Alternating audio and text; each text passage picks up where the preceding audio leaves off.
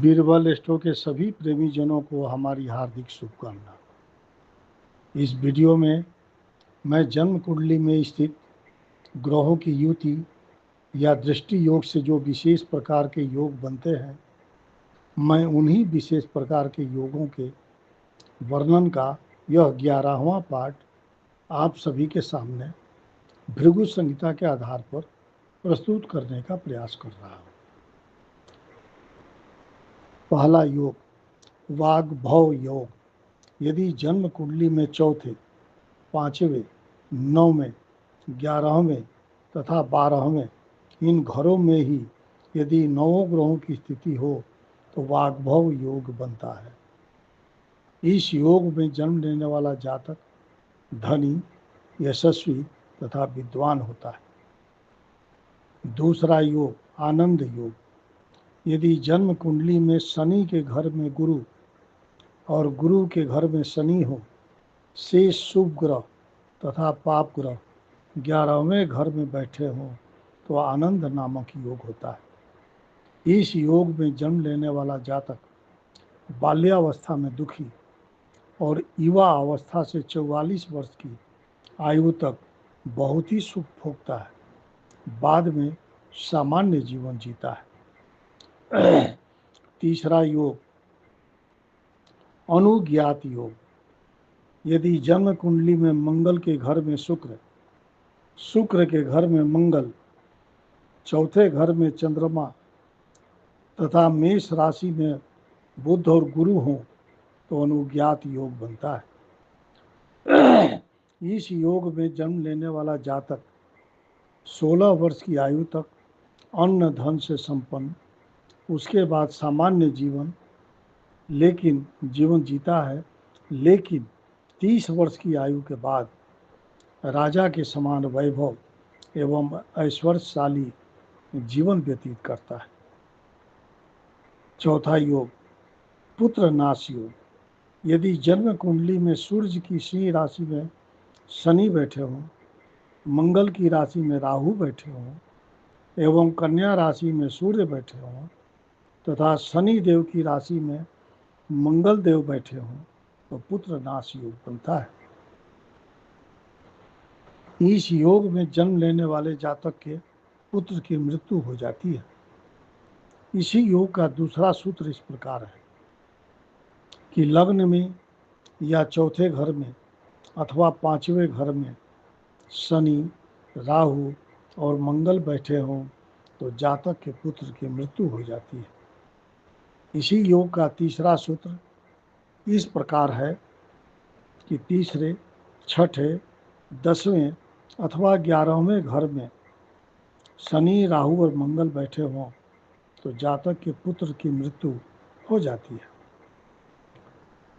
पांचवा योग संतान नाश योग। यदि जन्म कुंडली में 5वें घर में यदि सूर्य देव शनि के साथ या राहु के साथ अथवा केतु के साथ बैठे हों तो संतान नाश योग बनता है। इस योग में जन्म लेने वाले जातक की संतान जन्म लेने के बाद मर जाती है। इसी योग का दूसरा सूत्र इस प्रकार है कि 5वें घर में राहु मंगल के साथ बैठे हों तो ऐसे जातक की संतान जन्म लेने के बाद मर जाती है। यदि एक पुत्र जीवित बच भी जाता है तो अंत में उसके द्वारा दुख ही प्राप्त होता है।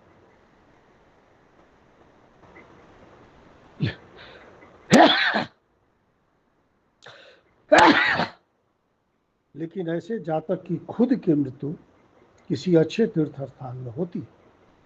छठा योग विघात योग। यदि जन्म कुंडली में लग्न अथवा 11वें घर में शनिदेव बैठे हों तथा छठे घर में चंद्रमा तथा 7वें घर में मंगल की स्थिति हो तो इस योग में जन्म लेने वाले जातक के माता पिता जीवित नहीं रहते।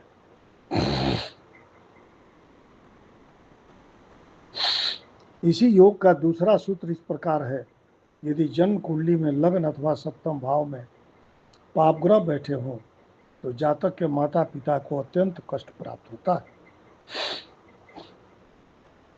तथा जातक की स्त्री जीवित नहीं रहती। यही स्थिति महिला की कुंडली में हो तो उसके भी माता पिता को कष्ट होता है तथा उसके पति की मृत्यु हो जाती है। इसी योग का तीसरा सूत्र इस प्रकार है कि यदि जन्म कुंडली के लग्न छठे, आठवें तथा 12वें इन सभी स्थानों में पापग्रह बैठे हों तो ऐसे जातक की संतान जीवित नहीं रहती। इसी योग का चौथा सूत्र इस प्रकार है कि यदि जातक की जन्म कुंडली में लग्न अथवा पंचम भाव में सूर्य, मंगल, शनि तथा राहु बैठे हों तो ऐसे जातक द्वारा उसके माता पिता का नाश होता है और जातक भी संतानहीन होता है। सातवां योग, नीच वृत्ति योग। यदि जन्म कुंडली में मेष लग्न में शनि दृष्कान में हो और केंद्र पर चंद्रमा की दृष्टि पड़ रही हो तो ऐसा जातक चाहे राजकुल में ही क्यों न पैदा हो, नीच कर्मों को करने वाला होता है। इसी योग का दूसरा सूत्र इस प्रकार है कि नवम स्थान का स्वामी और शनि दूसरे घर में अथवा पांचवें घर में बैठे हों और उन पर किसी पाप ग्रह की दृष्टि पड़ रही हो अथवा वे किसी पाप ग्रह के साथ छठे घर में बैठे हों तो उस मनुष्य का जीवन नीच वृत्ति से परिपूर्ण रहता है। इसी योग का तीसरा सूत्र इस प्रकार है कि चंद्रमा 10वें घर में हो और लग्न से 5वें घर में 10वें घर में और लग्न से 5वें अथवा 9वें अथवा दूसरे स्थान में शनि देव स्थित हों, साथ ही 8वें घर में पाप ग्रह बैठे हों तो ऐसे जातक का भी जीवन नीच वृत्ति से परिपूर्ण रहता है। 8वां योग, स्त्री पुत्र विहीन योग। यदि जन्म कुंडली में चंद्रमा से 7वें स्थान पर शनि और मंगल हों तो ऐसा जातक स्त्री पुत्र से हीन होता है। 9वां योग, वृद्ध स्त्री पुरुष योग। यदि जन्म कुंडली में स्त्री पुरुष ग्रह एक ही राशि में बैठे हों और उनसे 7वें स्थान में शुभ ग्रहों से दृष्ट मंगल और शनि बैठे हों तो ऐसे जातक वृद्धावस्था में एक दूसरे से शादी कर लेते हैं। इस प्रकार हमने इस वीडियो में 9 योग का वर्णन भृगु संहिता के आधार पर बताया है। अब हमारा अगला वीडियो भी योगों के वर्णन का होगा। आगे शिव शक्ति की जैसी इच्छा। जय शिव शक्ति।